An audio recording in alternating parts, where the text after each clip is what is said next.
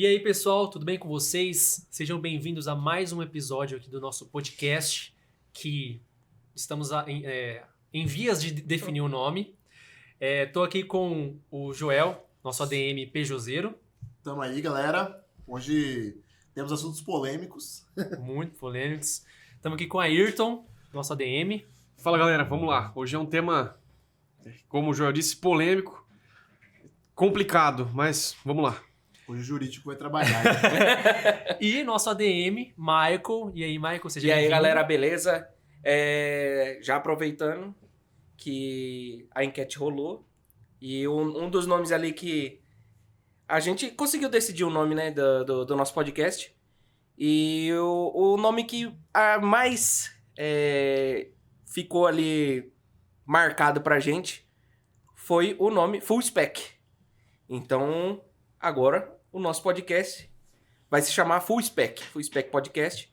É uma marca que a gente resolveu criar aí, é um nome, né, pra desvincular um pouco da página, mas é o Full Spec by Exóticos PP. Então, é o nosso podcast que a gente quer que seja feito por nós, mas que não seja o centro das coisas, não seja única e exclusivamente o podcast, ou a nossa página, quer dizer.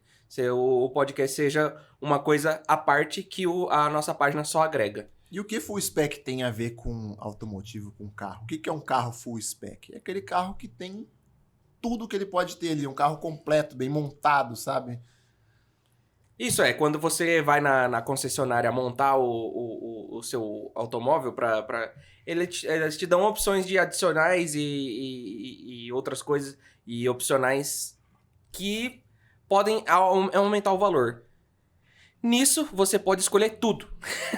No que você escolhe tudo é o full spec. Isso. Então, é isso.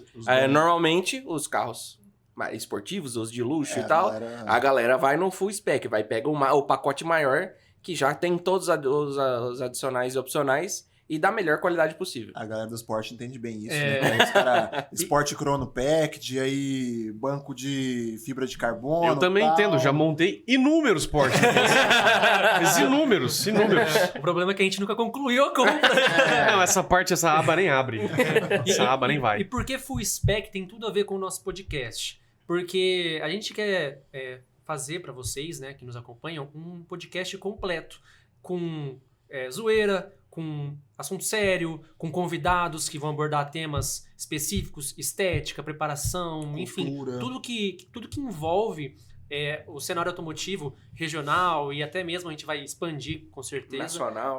Nacional. Então a gente... Internacional, né? Também. Então a gente quer fazer isso para vocês. Por vocês também. E, lógico, isso não aconteceria sem a Spar, tá? Tem um espaço aqui maravilhoso que nos recebe super bem, nos recepciona super bem. E então full spec pela galera da Exóticos PP, mas graças também à galera da Spar. Então, fica aí essa introdução para explicar para vocês o nome que foi escolhido tem tudo a ver com a gente.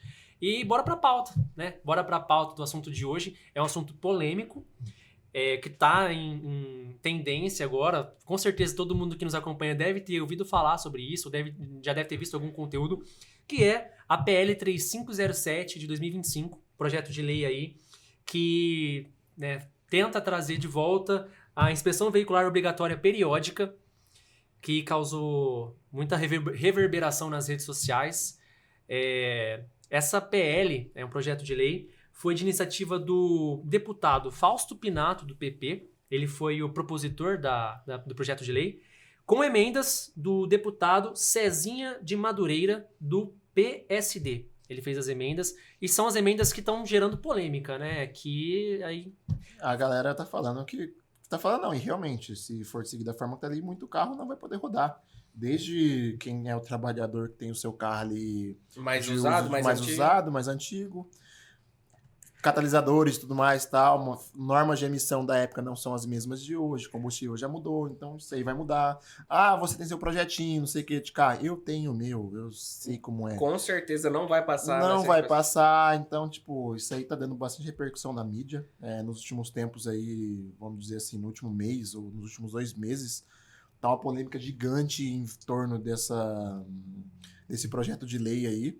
E tem gente defendendo, tem gente contra, a maioria contra mesmo, porque quem é daqui na nossa região não tanto, mas quem já foi de São Paulo, por exemplo, teve um tempo que existiu o controlar, cara. O controlar era uma coisa que você tinha que fazer essas vistorias periodicamente. E quem era de lá também, a galera sabe que tinha também muito macete, muito rolo que os caras faziam, que os caras indicavam, seu veículo não passou, vai aqui no nosso parceiro que a gente que ele arruma pra você pro seu carro passar. Então tinha ali uma... O controlar, inclusive, é algo que pode ser usado como base para mostrar o porquê não passar para frente esse projeto. Deu tudo errado. Vai dar certo. Deu tudo errado. Eu tô aqui com o projeto de lei aberto, eu vou ler para vocês. É isso que eu ia falar, tipo assim, explicar primeiro o que é o projeto de lei, porque a gente só chegar aqui e reclamar do que muitas vezes a pessoa, tipo assim, só tá sabendo pelo que os outros falaram, mas nunca pegou para ler o projeto de lei inteiro. Agora é com os advogados, né? Vamos lá.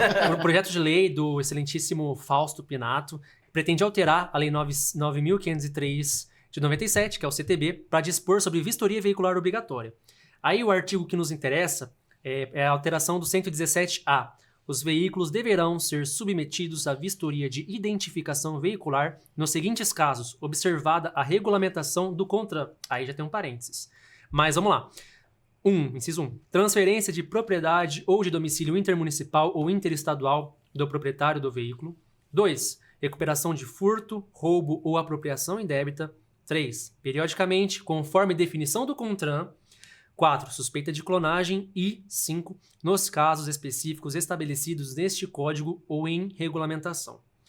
Aí sobre a competência para vistoria prevista neste artigo, o parágrafo 1º, é dos órgãos e entidades de trânsito, nos termos deste código, ou por pessoa jurídica de direito público ou privado credenciada para a prestação dos serviços de vistoria veicular. E aí, Ayrton, tem alguma ponderação até o momento? Alguém consegue traduzir para português? O juridiquês é complicado. É muito chato, mas por isso que ninguém, tipo assim, a população média brasileira tem dificuldade de ir atrás desse tipo de informação, porque é toda uma linguagem que é basicamente... fazer uma faculdade de Direito é basicamente 4 anos aprendendo essa linguagem. Vamos tentar fazer um resumo bem rápido aqui, só para a gente ter a raiz da questão. O que é PL? PL é um projeto de lei, um projeto ainda porque ele não está ainda ativo, né, vamos dizer assim. Ele ainda está para aprovação. São várias fases, né, de votação. Primeiro é apresentado nas comissões, aí vai para a mão de um relator. Esse projeto é apresentado por alguém, que é esse Fausto Pinato, que vai para a mão de um relator, que é esse Madureira. O Cezinha Madureira, ele é da Comissão de Transportes do Congresso. E você falou das casas temáticas. A situação atual dessa gravação é aguardando o parecer do relator na Comissão de Constituição e Justiça. Isso, está passando todas as fases lá para poder ser levado à votação da Câmara, né, depois do Senado, enfim. Todos aqueles trâmites que a gente está acostumado a ouvir nos jornais aí. Mas, basicamente, a legislação ela vai servir para colocar à disposição do CONTRAN a possibilidade de regulamentação. CONTRAN é o Conselho de Trânsito, que faz as regulamentações, por exemplo, do prazo de licenciamento, as orientações do que pode e o que não pode no seu carro, de que é proibido e o que é permitido, quais são os itens obrigatórios no carro. Então, obrigou agora a ter airbag, resolução do CONTRAN. Obrigou agora a trocar a questão de combustíveis e emissões, resolução do CONTRAN.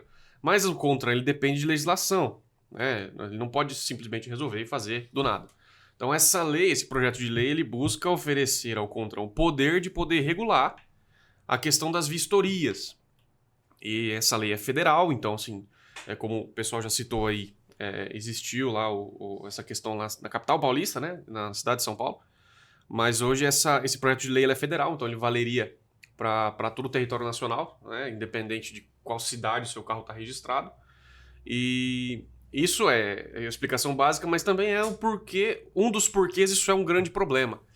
Porque a legislação estando lá, o poder concedido ao CONTRAN de fazer essa regulamentação não está limitado aqui. Então a gente lê como... É uma cláusula aberta, é só entregar... ele como vai Pedro alterar leu, a lei e vai entregar para o CONTRAN. Como o Pedro leu, vai colocar à disposição da regulamentação da vistoria periódica conforme a resolução do CONTRAN. Tá, e se o CONTRAN resolver que isso vai ser anual? E se o CONTRAN resolver alterar o que é a limitação das vistorias, o que pode e o que não pode? Diferente do que a gente já está acostumado. E se o CONTRAN resolver fixar dificultação para as empresas credenciadas, para ter pouca empresa credenciada, e aí, naturalmente, por uma demanda muito alta e uma oferta muito baixa, isso vai ficar muito caro para os donos dos carros. Enfim, a gente vai entrar nessa problemática brevemente, mas só para que vocês entendam que isso está em trâmite, né? Tem todo um caminho aí, mas basicamente essa lei entrando em vigor, vamos supor que ela seja aprovada nessas votações, entrou em vigor, beleza, agora ela existe. Quando ela começar a agir, o CONTRAN vai ter poder demais sobre os carros das pessoas. E mais do que já tem hoje. Já tem muito, já né? Tem muito. E isso pode fazer com que eles tomem decisões aí que vão ser muito mais prejudiciais do que benéficas, né? Pode colocar em risco o ganha-pão de muitos trabalhadores, porque, vamos lá, a princípio, a vistoria vai ser ruídos, alteração de características e tipo de manutenção. Emissões também entra nisso. Vamos lá, o trabalhador que tem uma Kombi para fazer eventos, para levar os seus equipamentos para evento, para levar uma galera para fazer evento, o cara que tem um golzinho com uma escada em cima que mexe com obra e tal. Essa galera que precisa desse meio de transporte para sobreviver vai acabar tendo o carro... como que fala o termo correto? Reprovado. Reprovado, eu ia falar negado. Reprovado nessa vistoria. E essa pessoa vai ter que ou andar na ilegalidade ou ir atrás de um outro meio de transporte. Aí a gente vai para nossa realidade. Ônibus. Em 99% das cidades que tem serviço de ônibus... prefeitura, cara. É ruim. O próprio ônibus não vai passar. O ônibus da prefeitura não vai passar. O próprio, levar estudante, se for para veículo grande, não só para veículo de passeio, veículo médio, ônibus não vai passar, caminhão não vai passar. E aí vamos supor, a pessoa, né, não vai ter o seu meio de transporte para o seu sustento. Vai ter que usar o serviço público. O serviço público é ruim. Aí, vamos lá, a pessoa decidiu não usar o ônibus. Vou para outro meio de transporte. Vou comprar uma moto. Cara, a justificativa desse projeto de lei é a segurança.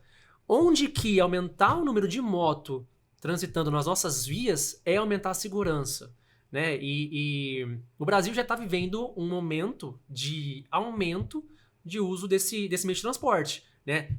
Que tem um motivo escuso nisso aí, né? A gente sabe o porquê, né? A gente vai chegar lá. O cara que tá liderando esse projeto aí, ele lidera outro tipo de projeto. As montadoras certamente estão fazendo lobby para esse projeto de lei avançar. Por quê? Porque carros com menos de 5 anos não precisarão ser vistoriados, de acordo com esse projeto de lei. Ou seja, né, eu tô criando cenários aqui, ou a pessoa vai pro ônibus, ou a pessoa vai pra moto, ou a pessoa vai se endividar pra pegar um carro. A gente tá falando isso, tipo assim, tá, beleza, você tem um carro pra trabalho. Mas isso afeta até quem tem carro, tipo assim, por hobby, ou então por colecionador. Também não vai conseguir mais ser regulamentado o seu carro. Tipo assim, se você tem o seu carmanguia, é capaz dele não passar. Não. Porque a emissão é dos anos 70. Como é que vai passar nos padrões de emissão atual? Não vai passar. E tem carro que você pega aí... não precisa ser muito antigo, não. Tem carro que você pega, sei lá, 2010, 2012. A pessoa tem um carrinho com conforto legal, que tem seu ar, direção, tudo. Ele usa o carro 100% original e tal... Só que ele não tem o catalisador, porque o catalisador veio a estragar nesse meio tempo. Aí você vai ver, o catalisador custa meia FIP do carro. Como é que você vai colocar outro catalisador? Coloca um paralelo ou não coloca, coloca original. São nuances que esse projeto de lei traz que pode mudar o cenário automotivo, o cenário de transporte, da realidade de transporte das cidades. Né? O dado que eu trouxe aqui, atualmente nós já temos 34 milhões de motos. E se aumentar esse número de motos, vai diminuir a segurança, porque na moto você é o para-choque dela. O para-choque é a sua testa. Se você dirige a moto certinho, bonitinho, respeita todas as leis de trânsito, mas se o cara do carro do seu lado não respeitar e te atingir, irmão, você vai sair ralado. Vai amassar o carro, mas que vai amassar a sua... Você vai correr o risco de sofrer fraturas, enfim. A própria justificativa do projeto de lei, ela não faz sentido, não condiz com a realidade. E aí o Joel tocou num ponto importante, né? Sobre carros não tão antigos. Aí eu pergunto pra vocês, o que polui mais, falando de emissões? O cara que tem um Karmann Ghia 70, que foi o exemplo usado aqui, que ele só usa o carro uma vez por mês para ir no evento automotivo, ou um cara que tem um carro 2000 que usa todo dia.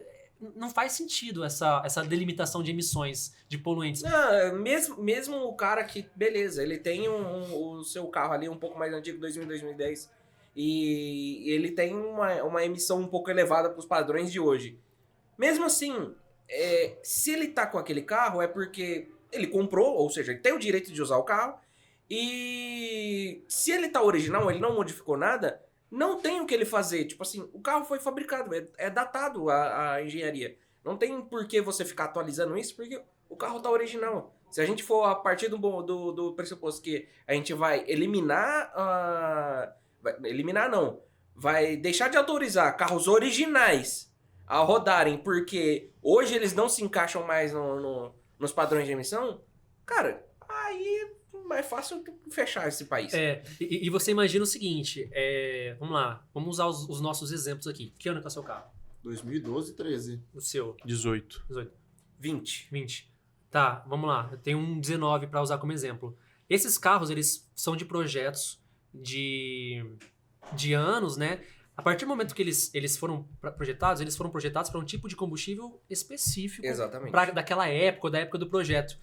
Esse ano, não, 2025, teve alteração do combustível. Novamente. Agora é 30% na gasolina de etanol. E vai aumentar. Quem garante que todos esses carros aqui originais, que eu usei como exemplo, esses carros originais, vão passar nessa pseudo-vistoria, caso tenha, com um combustível atual. Com um combustível atual.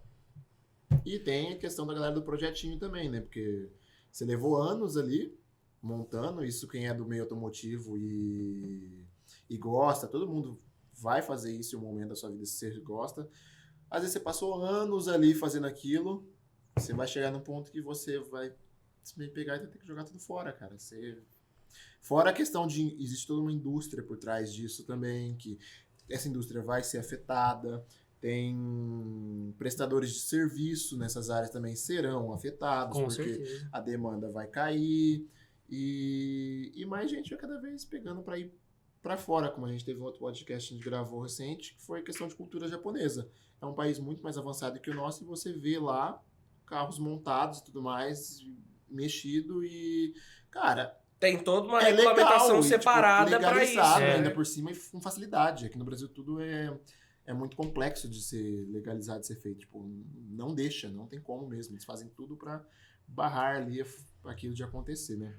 Pegando o gancho do não faz sentido, os dados do próprio Senatran, tá? Secretaria Nacional de Trânsito, pesquisa que o próprio Senatran soltou no início de 2025, a frota de veículos brasileiros teve uma idade média que avançou, né? Aumentou.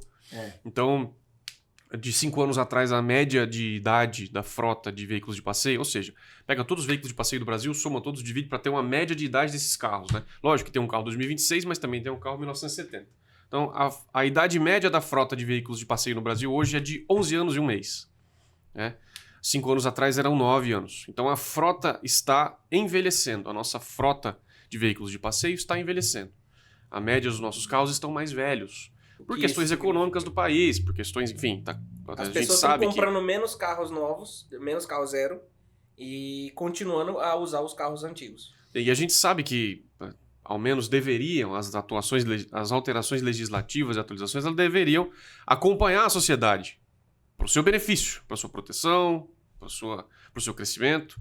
E essa legislação que dá ao CONTRAN, o Conselho de Trânsito, vai completamente ao contrário do dado que o próprio Senatran soltou. Então, se eu tenho uma frota que está envelhecendo e eu tenho uma regulamentação, uma regulação que vai atacar justamente o envelhecimento, e é natural, como todo maquinário, a necessidade de retificação e de manutenção dessa manutenção dessas máquinas. No outro sentido, a gente tem, na verdade, o sistema... É o cachorro correndo atrás do próprio rabo. A gente tem uma dificultação de manutenção dos nossos veículos e aí vem uma vistoria que vai simplesmente, ao invés de tentar nos beneficiar, tentar trazer segurança para o nosso trânsito, vai colocar o carro no pátio. Porque é isso que está no projeto de lei. A sanção administrativa é multa administrativa e a evolução para apreensão do veículo. E além da pontuação. Vai dar pontuação, valor, R$195, enfim, isso aí já é uma coisa que essa lei entrando em vigor vai acontecer.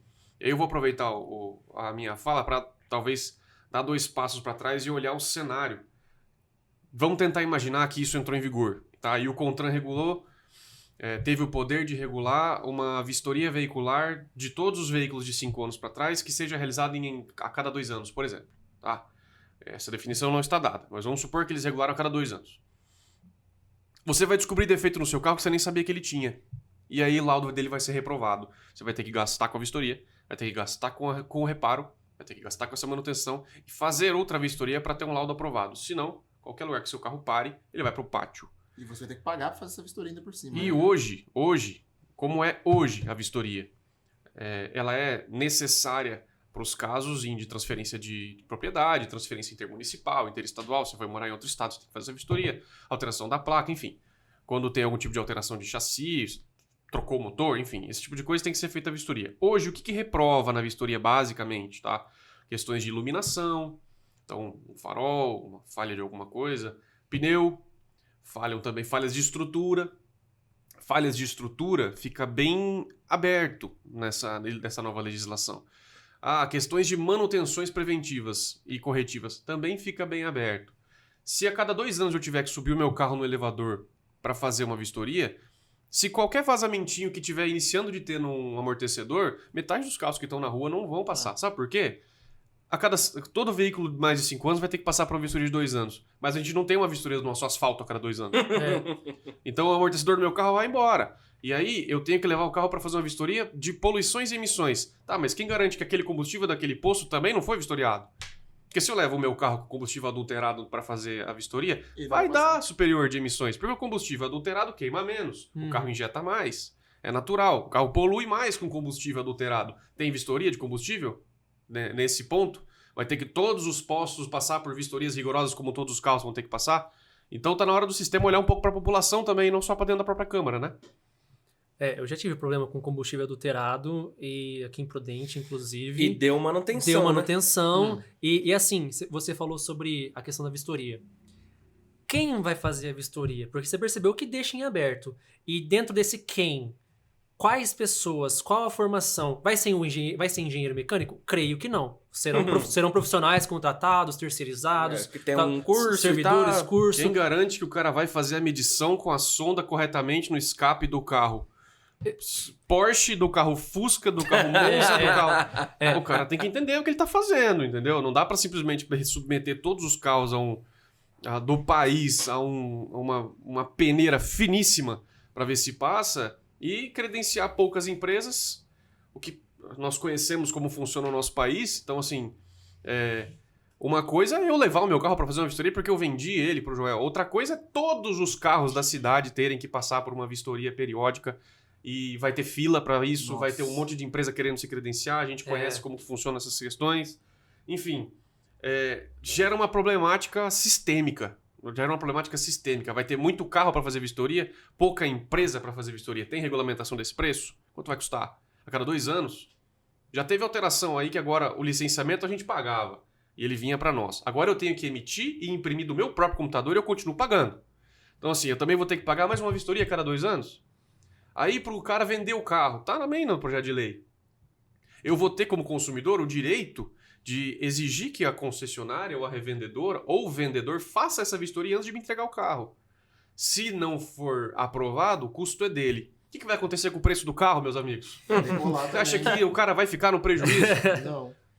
Tudo vai subir de preço. Então, sempre vai estourar no ponto mais fraco da corda. E o ponto mais fraco da corda é sempre com o consumidor, o dono do carro, sabe? Existe essa questão de grande parte dos produtores de conteúdo ou dos influencers aí que estão produzindo conteúdo sobre isso são do ramo automotivo só por uma questão de ter contato prático com a coisa. Mas isso afeta todo mundo. Essa questão da vistoria não vai afetar só o pessoal do encontro de carro antigo. Mas o cara do carro antigo é um hobby dele, ele tem dinheiro para manter isso. Não é isso.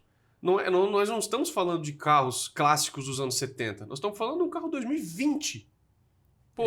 Esse carro 2020, se tiver escorrendo um pouquinho ali no amortecedor, ele vai ser reprovado, sabe?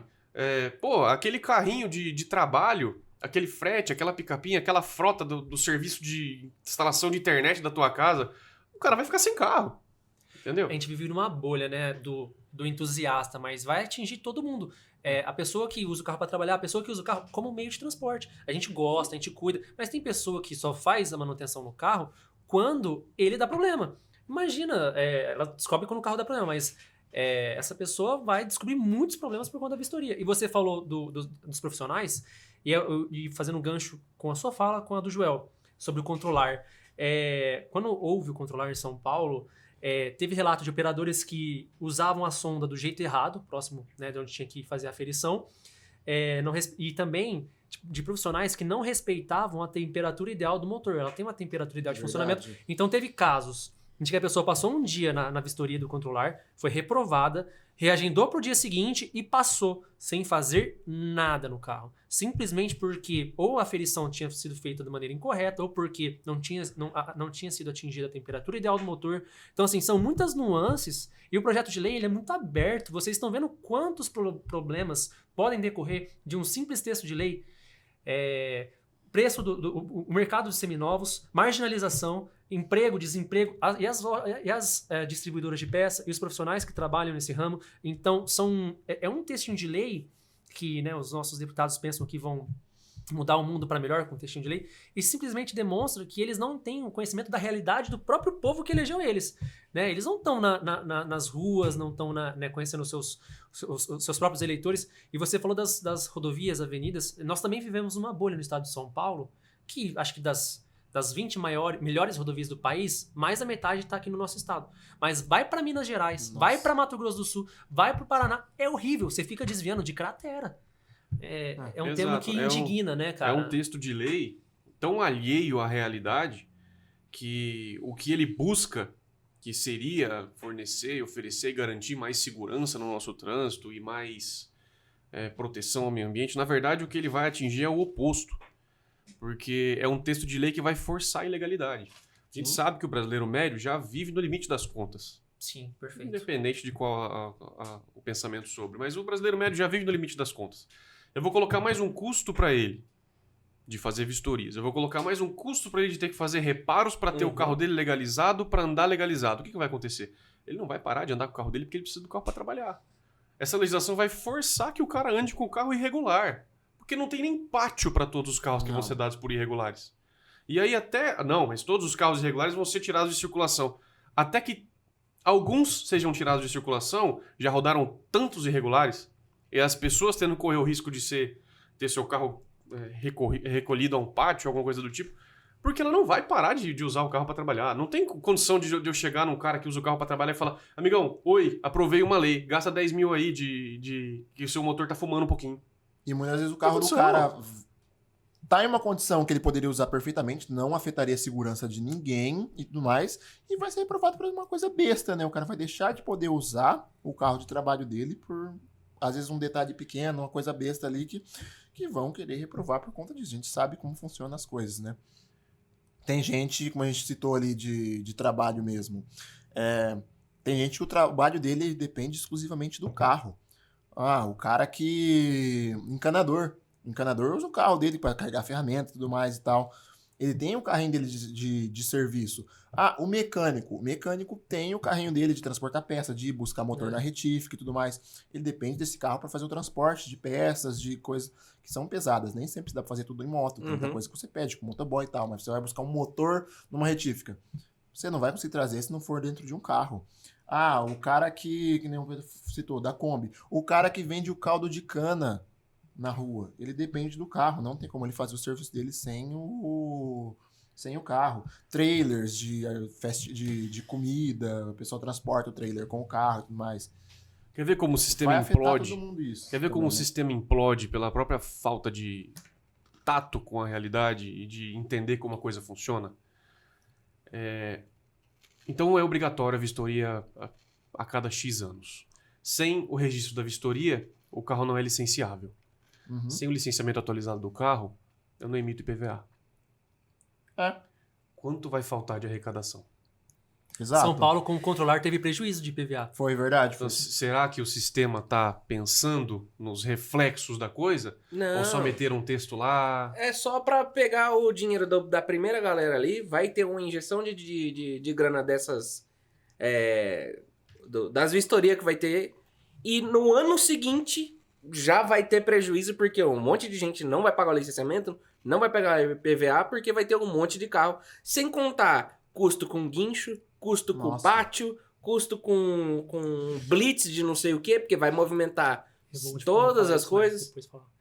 E nesse gancho que vocês dois, eu acabei de pensar no negócio. E os carros da Polícia Militar, será que eles vão passar? E os carros da rodoviária? Da própria polícia! E os carros da CEMOB? Porque a gente sabe que a manutenção dentro do Estado é mais burocrática. Não é você pegar a viatura e levar pro mecânico, né? Tem que passar por todo um processo. Aí o deles não vai passar. Será que vai passar? Tem carburador ou não tem carburador? O carburador assim, não vai passar com etanol 30%. É igual o Ayrton falou, é o cachorro correndo atrás no próprio rabo. Não vai passar. Não vai passar. Então vamos chegar provavelmente vai ser o próximo passo lógico que eles vão pra tentar empurrar essa lei pra frente, né? Que eles vão falar, tá, beleza. Não, mas se você tem um carro mais antigo, então a gente vai fazer o seguinte. Como os carros de 5 anos pra frente não precisa ser vistoriado, então a gente vai incentivar você a comprar o carro mais novo. Então vai baixar imposto de não sei o quê, vai facilitar financiamento não sei o quê. Ou seja, você vai ter que se comprometer. Você vai vender o carro antigo, sei lá pra quem, porque quem que vai querer comprar seu carro antigo? Então, aí você vai lá e vai financiar o seu carro novo, o seu carro zero. Hoje em dia, o que vai ter o financiamento mais barato, mais tranquilo pra você fazer? O famoso carro elétrico, o carro híbrido e o carro elétrico. Cheio de incentivo. E porque tem toda essa parceria e tal, e todos eles, a gente sabe de onde tá vindo a tecnologia. Tudo isso, não só aqui pro Brasil, mas no mundo inteiro. A tecnologia tem o foco da China. A China é a maior fabricante e desenvolvedora dessa tecnologia. China. E tem uma coincidência muito grande em tudo isso. Porque o projeto é pelo Faustino... como é que é o nome do cara? Fausto Pinato. Ele também é o presidente da... Da comissão. Presidente da Frente Parlamentar Brasil-China. Aí, ó. Aí. Que loucura, né, cara? Nossa! Por que cara será? que ele tá à frente da Mas isso é uma coincidência, mano. Com certeza, né? Não, pelo amor de Deus, o excelentíssimo deputado jamais ele não conversou dia. com os donos de todas as montadoras pra poder incentivar a compra de mais carros, né? Porque eu tenho certeza que a hora que essa lei aparecer, não, vai ter um incentivo fiscal gigantesco do país inteiro para você ir lá e poder tirar o seu carro elétrico zero da montadora chinesa. Por quê? Porque tudo isso é lobby. Tudo isso é um lobby. É um lobby. Não tem, é muita coincidência para falar que não é. Pois é, e você que tá nos assistindo agora pode até estar pensando, não, esses meninos aí estão viajando na maionese, se entrar em vigor essa lei, ela não vai interferir tanto no mercado. Vou dar um exemplo prático. Em 2014, se eu não me engano, passou a ser obrigatório os carros virem com ABS e airbags. Isso. Em 2013, você conseguia pegar um carro zero, carrinho legal. Vou dar um exemplo. Voyage Trend 2013, 1.0, por R$32 mil. Você consegue hoje comprar um carro zero por 32 mil? Tudo bem que aí a gente entra em questões econômicas, beleza, inflação e tal, inflação. mas o carro ficou mais caro de ser produzido. A montadora não vai absorver o prejuízo. Aí o veículo de um ano para o outro encareceu por questões regulamentais. Eu sou a favor, assim, vou ser meio extremista, sou a favor. Se eu quisesse comprar uma geladeira com roda, simplesmente para eu ir de casa para o trabalho, do trabalho para casa, eu queria ter a liberdade de comprar esse carro, mas existem regulamentações internas, externas, internacionais e tal. E cada vez mais, quem acaba sendo prejudicado somos nós aqui, meros mortais, né? O trabalhador, igual o Ayrton falou, a gente sabe, o Brasil é um país que tem muitas dificuldades, então a gente conhece muita gente que vende almoço para comprar janta, né? Termina o mês sem sabendo como vai ser o mês seguinte. Então, assim, no cenário, né, concluindo aqui, esse projeto de lei não pode passar de jeito nenhum, vai causar uma cadeia de prejuízos em todas as camadas da sociedade, né? Os entusiastas, pessoas comuns, trabalhadores, porque empresas... o maior problema desse projeto de lei não é que tudo isso está descrito lá, que isso vai acontecer. Não, mas ele abre a brecha para que tudo isso ou pior aconteça. E de que maneira a gente pode atuar para mostrar força contra esse projeto de lei? Dentro do site da Câmara, né, onde você encontra o PL, é só pesquisar no Google PL 3507, mas também a gente vai deixar no na descrição aqui esse link. Lá tem uma aba para você deixar a sua opinião. Né? E aí você pode... Você tá com ela aberta aí, Ayrton? Pode fazer a votação. Olá, se é a favor consegue dar um ou zoom, contra. zoom aqui? Ver como que tá. Dá uma inclinadinha. Não vai pegar. Não vai? Bom, enfim. A gente vai deixar... Eu vou votar ao vivo aqui pra ver como é que tá a enquete, pode ser? Vai lá. Qual a sua opinião sobre o PL 3507-2025? Concordo totalmente, concordo na maior parte, estou indeciso, discordo na maior parte ou discordo totalmente. Particularmente eu discordo totalmente. Votar. Estou contando com... Eu tenho que fazer o login do Gov. Só um minuto. Enfim, eu vou, enquanto ele vai fazendo o login, vou falar outras alternativas também. É de livre acesso... É de livre acesso o e-mail dos deputados, assessoria, enfim, você pode pesquisar, portal da transparência. Mande e-mail para o seu deputado que você elegeu anos atrás, mande e-mail para esse relator, para quem fez as emendas. Enche o saco. Tem um número de telefone. Tem número de telefone também. Faça a sua parte, porque a gente precisa mostrar força para que a gente consiga... fazer barulho. Tem que fazer barulho. Não é só influenciar na internet, não é só fazer texto, é fazer coisas efetivas, e isso porque são a gente coisas sabe efetivas. que o político ele precisa de ser bem visto pela população para continuar sendo elegido. Então, se ele passa um projeto de lei que não agradou ao público, ele nunca mais vai conseguir se reeleger. Então, ele precisa dessa... É uma via de mão dupla. Então, se ele ajudar a gente consegue eleger ele novamente. Bom, enquanto o Ayrton vai fazendo login no Gov ali, fazendo a leitura facial, digital... Nossa, eles estão pedindo local de nascimento, data de nascimento... cartão de crédito, frente e verso. Não tem robô votando. Pediram, só faltou frente e verso do cartão. Aí depois vai ter CAPTCha... Aí depois você tem que ir num cartório. Galera, vamos, enquanto ele vai fazendo ali, vamos já pegar o encerramento aqui, porque acho que a gente já opinou demais, a gente já expôs demais aqui os fatos e opiniões. A gente agradece aqui a você que nos assistiu até agora. É um assunto muito importante que está em alta aí.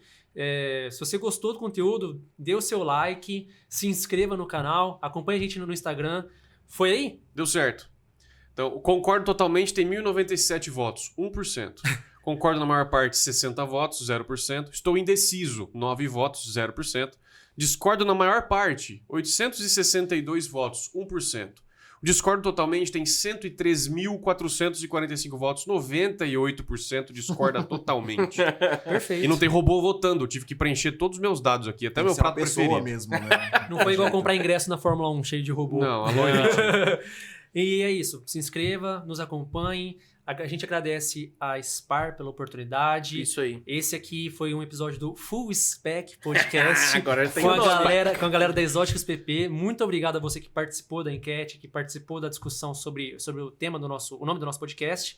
E até a próxima, galera. Vocês têm alguma coisa pra falar antes que Não, encerre? é isso. É isso. Abaixa a PL. Abaixa a PL. Até a próxima, pessoal. Valeu. Valeu.